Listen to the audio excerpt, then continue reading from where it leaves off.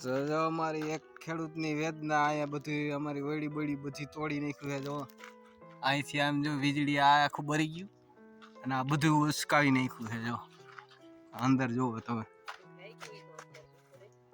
પતરા બતરા બધું જુઓ હવે કેવું કરી નાખ્યું.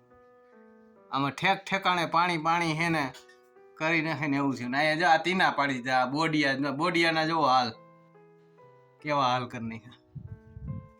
એક અહીંયા આ તો લેમ્પ એક અહીંયા તો બે જગ્યાએ બખા કરી નાખ્યા હે.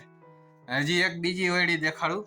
એ અમારી મીટરની વળી હતી, મોટર ચાલુ બંધ કરવાની. હવે એ બતાવું તો જો બીજી વળી છે અને ત્યાં હવે હું હેલો જાઉં ને ત્યાં જો આ કૂવો છે અમારો અને અહીંયા જો હું હાલ કર્યો હે. આ જો વીજળી જો ઓહો આ તો હાવ આ બાયણું ઉખડી ગયું છે. પીઠિયા પાપડા જો પડી ગયા છે અને આ મીટર જો મીટરે ગયું લાગે. જો શેડા બેડા બધું આ ઉડાડી દીધું. જો પીન આ મોટરનું બોર્ડ ને બધું જો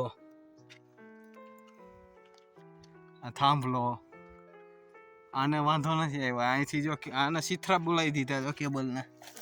આ જો કેબલ કરી નાખી જો કેબલના સીથરા બોલાવી દીધા હે.